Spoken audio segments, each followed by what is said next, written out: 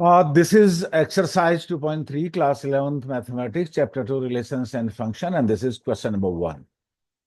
मैं BL Sharma, maths.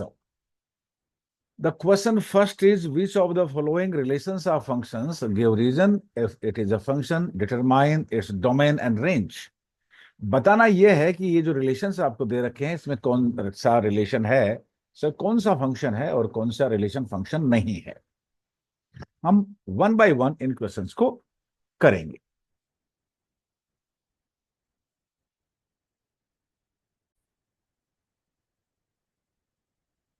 This is question number 1, part 1, and the order pair of the relations are given 2, 1, 5, 1, 8, 1, 11, 1, 14, 1, 17, 1. ये हमें relation दे रखा है और रिलेशन का मतलब ये होता है जो दो सेट होते हैं फर्स्ट और सेकंड, उनके एलिमेंट के जो रिलेशंस होते हैं, एसोसिएशन होता है, उनकी इमेजेस के साथ जो उनका एसोसिएशन है उसको हम रिलेशन कहते हैं. बताना यह है कि क्या ये रिलेशंस है वो एक फंक्शन को बनाते हैं या फंक्शन है. कैसे चेक करते हैं, देखिए. First we come to the definition. A relation from F from set A to set B means दो सेट होंगे. ये सेट फर्स्ट सेट होगा और सेट ये दूसरा सेट होगा. इनको सेट फंक्शन कहेंगे अगर if every element of set A means first set has one and only one image in set B. set B में केवल एक ही इमेज इनका होगा तो होगा. तो देखिए ये जो फर्स्ट कंपोनेंट है ये वाला फर्स्ट ऑर्डर पेयर में ये फर्स्ट एलिमेंट है वो हम सेट ए का एलिमेंट होंगे. 2, 5, 8, 11, 14, 17. यहाँ सेट ए का मतलब है फर्स्ट सेट होगा और ये सेकंड कंपोनेंट है 1, वो सेकंड सेट में सेट बी के कंपोनेंट होंगे, उसके एलिमेंट होंगे. देखिएगा ये हमने सेट ए और बी बनाया. सेट ए में हमने फर्स्ट एलिमेंट मींस सारे ऑर्डर पेयर के फर्स्ट कंपोनेंट लिखे. देखिए 2, 5, 8, 11, 14, 17. 2, 5, 8, 11, 14 और 17. इस 2 का एसोसिएशन 1 से है, 5 का भी 1 से है, 8 का भी 1 से है, 11 का भी रिलेशन 1 से है. एसोसिएशन रिलेशन एक ही बात हुई. 14 1 से है और 17 1 से है. हमने फिर डायग्राम में उसको बना दिया है. क्या आप बताइए कि सेट ए के एवरी एलिमेंट सेट बे के किसी एलिमेंट से एसोसिएट रिलेटेड है? बिल्कुल है. 2 का भी यहाँ पे इमेज है, 5 का भी है, 8 का भी है, 11 का भी है, 14 का भी है और 17 का है. मीन्स सेट ए के हर एक एलिमेंट का सेट बी में इमेज है. तो क्या यूनिक इमेज है? यस. देखिए 2 केवल एक ही एलिमेंट सेट बी से एसोसिएट है, रिलेट कर रहा है, दैट इज 1. 5 है सेट ए का एलिमेंट, वो सेट बी के केवल एक ही एलिमेंट से रिलेट करता है. सेट ऐसे 8 और 11, 14 और 17 केवल यूनिक इमेज बनाते हैं. Every element of set A has only unique image in set B. That is why we can say this is a function. लिखेंगे कैसे in the exam? As 2, 5, 8, 11, 14 and 17 are the elements of the first set. इस first set के जितने भी elements होते हैं, ये जितने भी मेंबर्स हैं, ये जितने भी सदस्य हैं, इसको हम डोमेन कहते हैं. और सेकंड सेट के वो एलिमेंट जो इसे एसोसिएट करते हैं, जो इसकी इमेज है फर्स्ट एलिमेंट के सेट की, उसको हम रेंज कहते हैं. तो देखिए ये 2, 5, 8, 11, 14 एंड 17 जो सेट ए के एलिमेंट है, फर्स्ट सेट के एलिमेंट है. सेट बी के यूनिक इमेज इनकी बना रहे हैं. सेट ए का हर एक एलिमेंट सेट बी की केवल एक एलिमेंट से एसोसिएट करता है, रिलेट करता है. That is why we can say that this is a function. Again, read the definition. Relation f from set A to set B is said to be a function if every element of set, देखिए every element of set A has one and only one image in set B. केवल इसकी एक ही image है. That is why it is a function. मैंने बताया set ए के सारे element को हम जब लेंगे तो डोमेन को फॉर्म करेंगे. तो डोमेन क्या हो गया? All the elements that is 2 5 8 11 14 17 and set B जो इससे एसोसिएट करता है, जो सेट ए की इमेज है उसको रेंज कहते हैं। तो यहाँ पे केवल एक एलिमेंट है, तो what is range here? So range is 1। That's all for this question.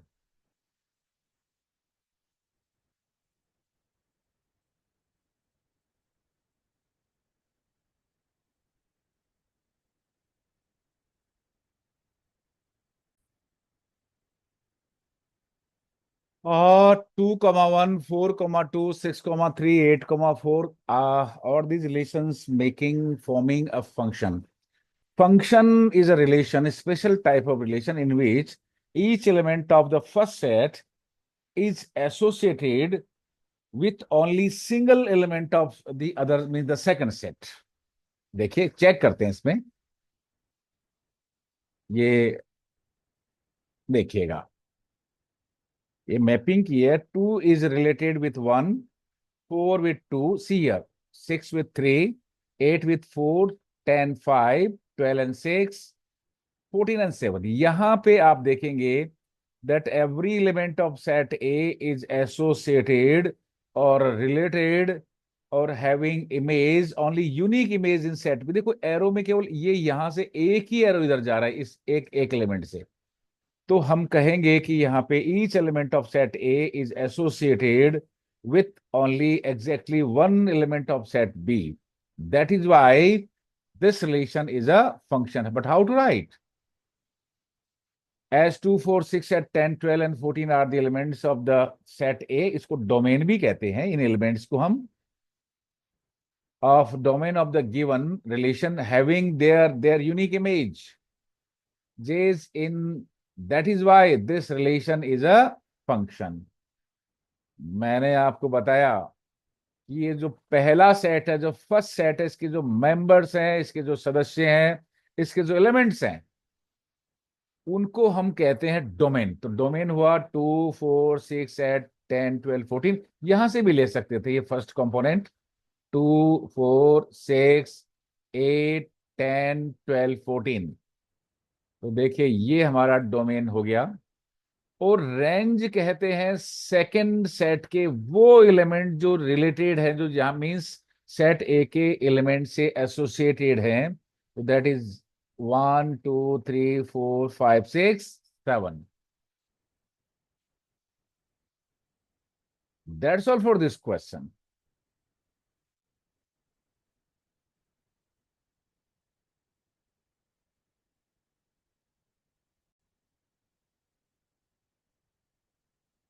Third part 1 3 1 5 2 5, क्या ये रिलेशन फंक्शन बनाते हैं? देखिए ये मैंने डायग्राम बनाया। 1 इज रिलेटेड विथ 3, ये हमने फर्स्ट जो एलिमेंट है एक सेट ए सपोज किया, और इसके जो सेकंड एलिमेंट्स है उसको हमने सेकंड बी के एलिमेंट माना। देखिए सेट ए में 1 1 और 2 है ये, तो मैं यहाँ पे मुझे 2 भी लिखना चाहिए।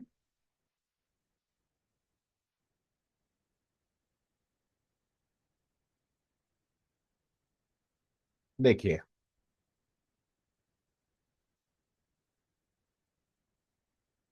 ये 2 is related with 5।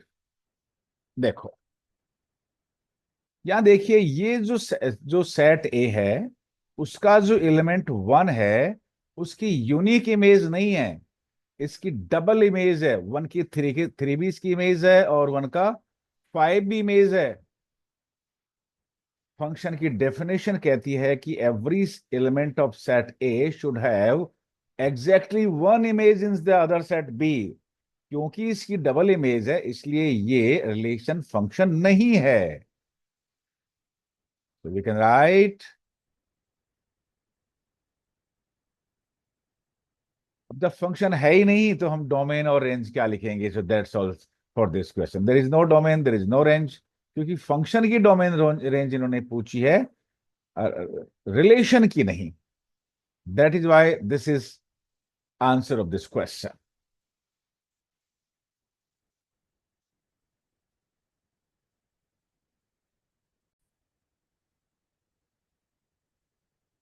Very important question, question number 2, find the domain and range of the following real function. Real function का मीनिंग ये हुआ कि ये जो वेरिएबल एक्स है ना, ये वाला, इसका वैल्यू एक रियल नंबर है,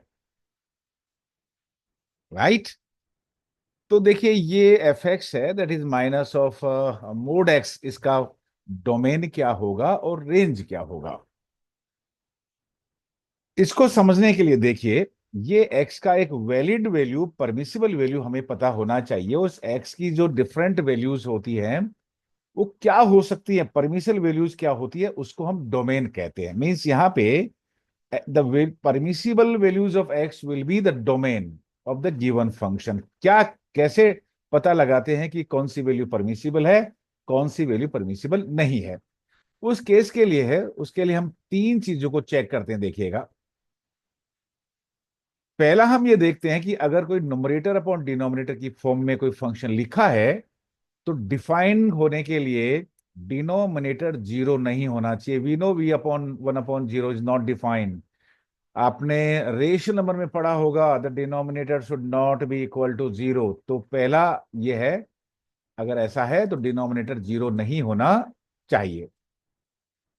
लेकिन यहां पे हम देखते हैं कि ये कोई डिनोमिनेटर का इसमें फॉर्म नहीं है, तो इसको हम चेक करने की हमें जरूरत नहीं है। सेकंड, हम ये चेक करते हैं कि क्या नोमरेटर में कोई रूट, स्क्वायर रूट की फॉर्म में कोई वैल्यू है। अगर ऐसा है तो हमने पढ़ा था प्रीवियस क्लास में, the discriminant should be either zero और greater than zero for real values. तो ये जो जो है वैल्यू है, जो अगर मान लीजिए जो भी स्क्वायर रूट में एक्सप्रेशन ये वाला है, it should be either zero और ग्रेटर देन जीरो। लेकिन यहां स्क्वायर रूट में भी कोई वैल्यू नहीं है। We are discussing the first part of the question number 2। और थर्ड हम जो चीज चेक करते हैं थर्ड नंबर पे, तो देखिए थर्ड पे हम क्या चेक करना होगा हमें, कि क्या ये कोई expression one upon square root में कोई एक्सप्रेशन है, मीन्स डिनोमिनेटर में अगर कोई एक्सप्रेशन हो,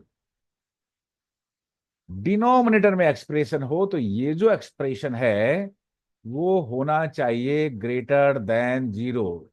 क्योंकि जीरो तो हो ही नहीं सकता, जीरो तो ये हो ही नहीं सकता। That is why it should be greater than zero. यहां पे हम देखते हैं इसमें, इस फंक्शन में, कि ना तो ये इस फॉर्म में है, ना ये स्क्वायर रूट ऑफ नोमरेटर वाला फॉर्म में है, ना ही ये स्क्वायर रूट ऑफ डिनोमिनेटर वाला फंक्शन में है। इसलिए हम कहेंगे that fx is defined for all real values of x. That is why the domain of the function f is r. x की कोई भी वैल्यू आप ले सकते हो, कोई भी रियल नंबर आपके पास हो सकता है इसका। It is, I think it is clear to you. But what is modulus और mode of X? The mode of number is never negative, it is either zero और पॉजिटिव। ऐसा क्यों होता है, देखिएगा। हमने इसका डोमेन फाइंड आउट कर लिया है, अब हम इसका रेंज फाइंड आउट करना चाहेंगे। देखिए कोई भी जो मोड है, modulus of any number is either zero और ग्रेटर देन जीरो। नेगेटिव नहीं होने का मतलब है, देखिए zero is neither positive nor negative. Zero ना तो पॉजिटिव होता है ना नेगेटिव होता है, राइट? लेकिन अगर हम ये कहें कि मोड नेगेटिव नहीं होता, तो हमें जीरो भी लिखना पड़ेगा और ग्रेटर देन जीरो भी लिखना पड़ेगा। Mode of any, the mode of any real number is either zero और ग्रेटर देन जीरो, ये होता है। इसको समझने के लिए देखिए कि ऐसा क्यों होता है। मैंने एक नंबर लाइन बनाया और उसमें हमने दो शहरों के, दो सिटीज के नाम लिखे। देखिए ये कोटा है इधर, और ये जयपुर है। अगर आप राजस्थान को बिलोंग करते हैं तो जानते होंगे। और इस तरफ हमने लिया झुंझुनू। कोटा का जयपुर से अप्रोक्सीमेटली डिस्टेंस होता है वो 250 किलोमीटर है। और जयपुर से झुंझुनू का भी अप्रोक्सीमेटली अप्रोक्सीमेट डिस्टेंस आप 250 किलोमीटर मान सकते हैं। लेकिन मैंने, क्योंकि लेफ्ट साइड जा रहे हैं नंबर लाइन पे, इसलिए मैंने इसको नेगेटिव में लिया है। आप समझ गए होंगे कि ये पॉजिटिव और नेगेटिव केवल डायरेक्शन के लिए है।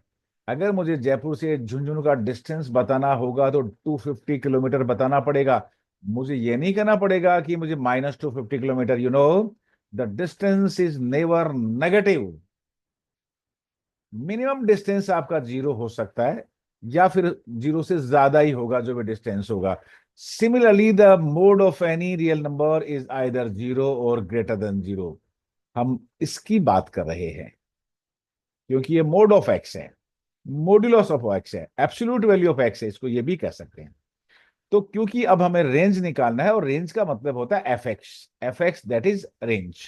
और एफ एक्स किसके इक्वल है? That is negative of modulus of x के इक्वल है। देखिएगा ये वाला। अब मुझे क्या करना पड़ेगा कि ये नेगेटिव यहां पे है तो इसको नेगेटिव से बनाना पड़ेगा। तो for that what I have to do, I have to multiply both side by, देखिए एक एग्जांपल लेते हैं। ये 3 इज ग्रेटर देन 2 है, ये एग्जांपल मैंने लिया यहाँ पे। ये 3 और 2, 3 2 से ग्रेटर है। मैं दोनों तरफ -1 से मल्टीप्लाई करता हूं। इधर भी मैंने -1 से मल्टीप्लाई किया और उधर भी मैंने -1 से मल्टीप्लाई। आप देखेंगे ये हो गया -3 और ये हो गया नेगेटिव। अब कौन सा ग्रेटर है? -3 इज ग्रेटर और -2 is greater. Now -2 is greater. तो ये जो इनइक्वलिटी का साइन था, ग्रेटर का साइन था, अब ये स्मॉलर के साइन में कन्वर्ट हो जाएगा। तो ध्यान रखिएगा, ध्यान रखिएगा, जब हम किसी भी इनइक्वलिटीज में दोनों तरफ -1 से मल्टीप्लाई करें तो इस साइन को रिवर्स हो जाता है डायरेक्शन इसका। इसका हम यहाँ पे यूज करने वाले हैं, इसलिए मैंने इसको आपको एक्सप्लेन करके बताया है। दोनों तरफ आप -1 से मल्टीप्लाई करिए, लेफ्ट हैंड साइड भी और राइट हैंड साइड भी। देखिए ये साइन यहाँ पे ग्रेटर का है तो ये साइन यहाँ पे स्मॉलर का हो जाएगा। तो हमने इस साइन यूज किया स्मॉलर का। तो दैट इज -x। जीरो को किसी भी नंबर से मल्टीप्लाई करेंगे, zero multiplied by any number that it give zero, so that is zero.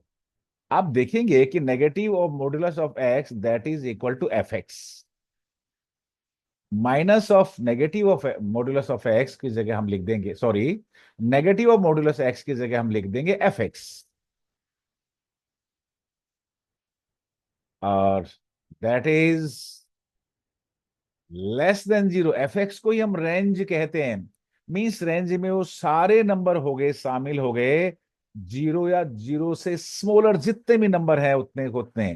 तो हम कहेंगे so the range will be means -∞ to zero. क्योंकि ये साइन इक्वलिटी का है, देखिए इक्वल का साइन है, इसलिए हम इसको क्लोज ब्रैकेट में इसको इंक्लूड करेंगे। That's all for this question. Range will be -∞ to zero, here zero is included. That's all for this question.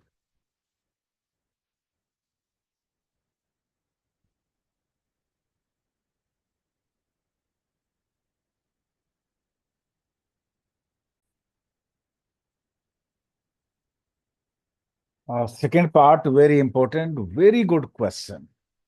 Find the domain and range of the function f x that is given by square root of 9 minus x square. ये जो square root of 9 minus X square function दे रखा है, इसका domain भी बताइएगा और इसका रेंज भी बताइएगा। देखिए डोमेन हम पॉसिबल वैल्यूज ऑफ एक्स को कहते हैं, परमिसिबल वैल्यूज ऑफ एक्स। कौन कौन सी वैल्यूज यहाँ पे एक्स की परमिसिबल है, यानी किन किन वैल्यूज के लिए ये डिफाइंड है। अब डिफाइंड करते वक्त हमें 3 चीजों का सावधानी से ध्यान रखना चाहिए। पहला, क्या ये फंक्शन आपका नोमरेटर अपॉन डिनोमिनेटर फॉर्म में लिखा है? Is it written in the form of numerator upon denominator? If yes then denominator should not be equal to zero, number 1। ये है ही नहीं तो ये तो अप्लाई यहां पे नहीं होगा। Second, if the numerator is written in the form of square root of the expression, then this expression means inside terms should be either 0 or greater than 0। देखिए नुमरेटर में है और स्क्वायर रूट में भी है, इसका मतलब ये हुआ कि हमें इस कंडीशन को यहाँ पे फॉलो करना चाहिए। उन्हीं के लिए डिफाइंड होगा, उन्हीं एक्स की वैल्यूज के लिए डिफाइंड होगा जहां पे 9 minus X square is either 0 और greater then 0, you know the discriminant of a real number is never negative. Never negative means इधर इट इज पॉजिटिव और 0 और पॉजिटिव. तो स्टार्ट हम करते हैं, इस कंडीशन को यहां पे हम अप्लाई करते हैं. 9 - x², ये एक्सप्रेशन या तो 0 होना चाहिए या 0 से ग्रेटर होना चाहिए. अब कुछ बातें हम समझदारी की यहां पे करेंगे. हम चाहते हैं कि ये x² ये पॉजिटिव बन जाए. We will make it positive if you multiply left hand side by -1, then you will have to multiply right hand side also by -1. Left hand side को भी -1 से मल्टीप्लाई करिए और राइट हैंड साइड को भी -1 से मल्टीप्लाई कर दीजिएगा. मैंने ये लेफ्ट हैंड साइड मल्टीप्लाई किया और मैंने राइट हैंड साइड भी मल्टीप्लाई कर दिया. मैंने आपको बताया था कि जब आप लेफ्ट हैंड साइड और राइट हैंड साइड एक्सप्रेशन को मल्टीप्लाई करें, उस वक्त आपको ये जो इनइक्वलिटी का साइन है, ग्रेटर का साइन को स्मॉलर में रिवर्स में कन्वर्ट कर देना चाहिए. Then you can write x² - 9 -1 into 0, that is 0, because whenever any number is multiplied by 0, it becomes 0.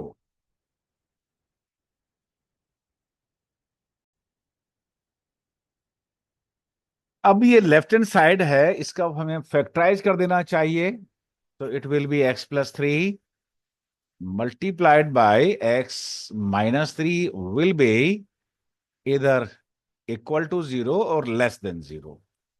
इतना करने के बाद देखिए, put each factor equal to 0. ये जो फैक्टर है इसको भी 0 के इक्वल पुट करिएगा और इसको भी 0 के इक्वल पुट करिएगा. हमें दो वैल्यूज x की मिलेगी. कौन कौन सी? When you put x+3, x is equal to 3 and x is equal to 1 is positive. Make it, एक वैल्यू को आप पॉजिटिव बना लीजिए, नेगेटिव बना लीजिए. तो हम कहेंगे कि these are the critical values. कौन कौन सी? मेक इट नेगेटिव, मैंने बनाया नहीं है, आप इसको नेगेटिव बनाइए. देखिए ये नेगेटिव होगा और ये पॉजिटिव होगा. So critical values are, there are two values are critical. One is +3 and other is -3.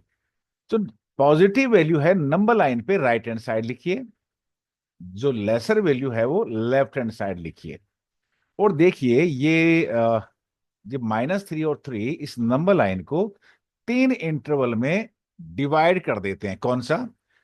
3 this side, -3 and 3 this side and -3 and left hand side. 3, ये वाला और वे वाला. आप यहां से प्लस लिखिए, ये माइनस लिखिए, ये प्लस लिखिएगा, ऐसे करिएगा.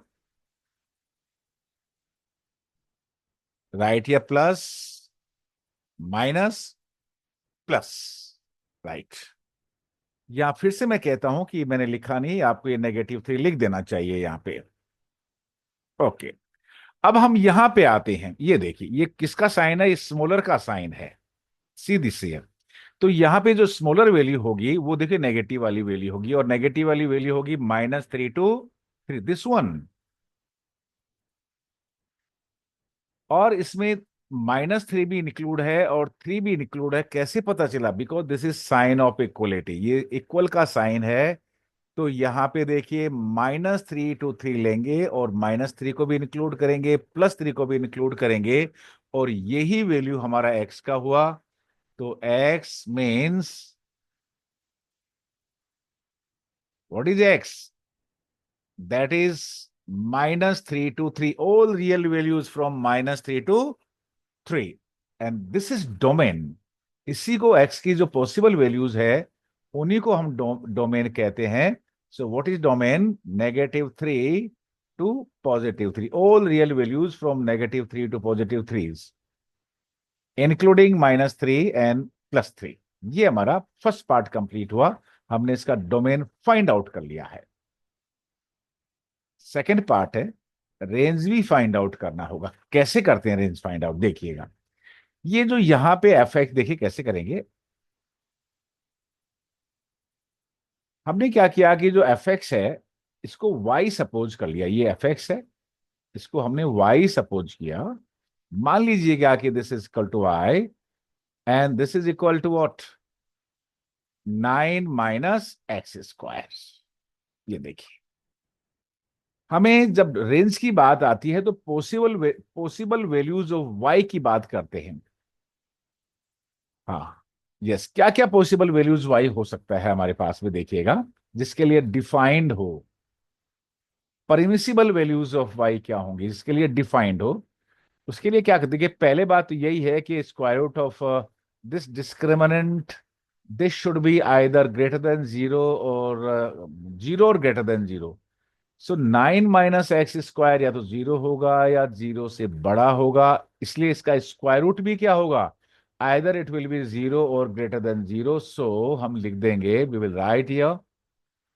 तो पहला कंडीशन हो गया कि जो y का वैल्यू होगा वो या तो जीरो होगा या जीरो से बड़ा होगा, नेगेटिव नहीं होगा। मार्क कर दीजिए इसको 1। अब पता चल गया कि ये जो वाई मीन्स रेंज, रेंज होगा जीरो या जीरो से बड़ा ही होने वाला है। लेकिन कितना बड़ा, इज देयर एनी लिमिट? आगे सिंप्लीफाई करते हैं, दोनों को स्क्वायरिंग कर, देखिए इसको हम स्क्वायरिंग करेंगे दोनों तरफ से, स्क्वायरिंग बोथ साइड्स।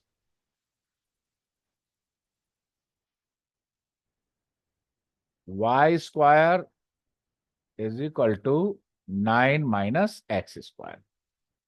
जैसे यहां पे x की वैल्यू फाइंड आउट करने के लिए यहां कंप्लीटली y था, अब y की वैल्यू फाइंड आउट करने के लिए कंप्लीटली x को लेफ्ट हैंड साइड ले जाइएगा और y को राइट हैंड साइड लाइएगा। x² is 9 - y²। What is the value of x? Square root of 9 - y²। अब इस रिलेशन से हमें y का वैल्यू फाइंड आउट करना पड़ेगा, लेकिन आप यहां पे देखेंगे क्या, यहां पे देखेंगे आप यहां पे देखेंगे कि यही फॉर्म बन चुका है, कौन से वाला, दिस वन। दिस फॉर्म बन चुका है, यही देखो ये फॉर्म। 9 - y x² था और यहां पे 9 - y² है।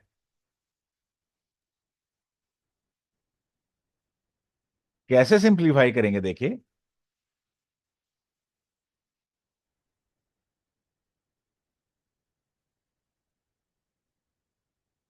राइट।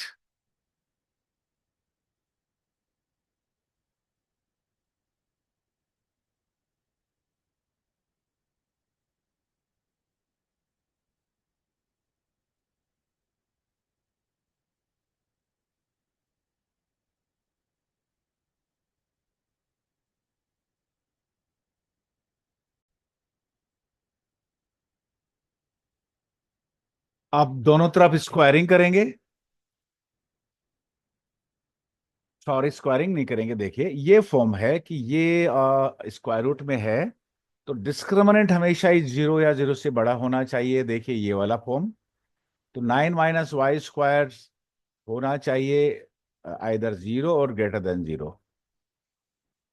y को पॉजिटिव बनाने के लिए हम लेफ्ट हैंड साइड और राइट हैंड साइड दोनों तरफ -1 से मल्टीप्लाई करेंगे, जैसे हमने यहां किया था। So it will become y² -9, that is this one, less than और इक्वल टू जीरो। अब इसको फैक्टराइज करेंगे, y+3 and y - 3 is zero और इज इक्वल टू जीरो और लेस देन जीरो।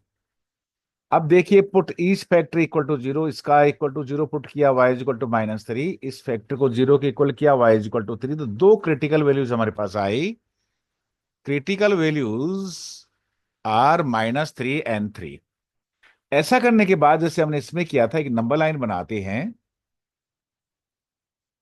जो इसमें ग्रेटर नंबर है वो राइट साइड लिखते हैं, क्रिटिकल वैल्यू क्या, 3 दिस साइड, और जो लेसर वैल्यू है वो लेफ्ट हैंड साइड लिखते हैं। ये दो क्रिटिकल वैल्यूज उस पूरी नंबर लाइन को तीन पार्ट में डिवाइड कर चुके, this one and this one. ये प्लस लिखिए, ये नेगेटिव लिखिए और ये प्लस लिखिएगा। ये ट्रिक है कि कैसे आप इजीली आंसर को फाइंड आउट कर सकते हैं। अब यहां पे चेक करते हैं कि देखिए, सॉरी, ये वाला वैल्यू चेक करते हैं, ये लेसर है, स्मॉलर है, smaller than zero. Smaller than zero means negative. ये यहां से लेके यहां तक होगा -3 to 3। -3 को भी इंक्लूड करिए और 3 को भी इंक्लूड करिए, तो देखिए y की दो वैल्यू, y का एनक्लोज है -3 to 3। ब्रैकेट क्लोज कर दीजिएगा और इसको सेकेंड ऑर्डर या सेकेंड इक्वेशन आप नाम दीजिएगा, लेकिन ये इसका रेंज नहीं है। रेंज को हम इन दोनों कंडीशंस को मिलाना पड़ेगा। देखिए y फर्स्ट कंडीशन कहती है कि जीरो से बड़ा है, जीरो या जीरो से बड़ा है, the value of y is either zero greater than zero. और यहां पे देखिए, इसको देखेंगे तो ये है, इट इज इक्वल टू -3 और greater than -3 but up to 3 है। -3 से स्टार्ट करके +3 तक इसकी y की वैल्यू है, लेकिन यहां पे मिनिमम वैल्यू पहले ही दे रखा है कि जीरो है। इन दोनों को मैं कंबाइन कर दूंगा, दिस वन और दिस वन, तो मेरे पास जो वैल्यू आएगी वो आएगी, क्या आएगी, 0 to 3। So range is of the given function is 0 to 3। Closed bracket में इसको इंक्लूड कर दीजिए, ब्रैकेट से क्लोज कर दीजिए, और यही इसका आंसर है। That's all for this question. मैं चाह रहा था कि मैं इसको एक ही पेज पे आपको एक्सप्लेन करूं, इसलिए ये पूरा पेज फिल हो गया है। इसी तरह से आप इसको 9 - x² से कर सकते हो, सॉरी 16 - x², 25 - x², 36 - x²। जो भी वैल्यू आप लेना चाहे यहाँ पे आप ले सकते हैं, but the process is same. इस वीडियो में बस इतना ही। Thank you.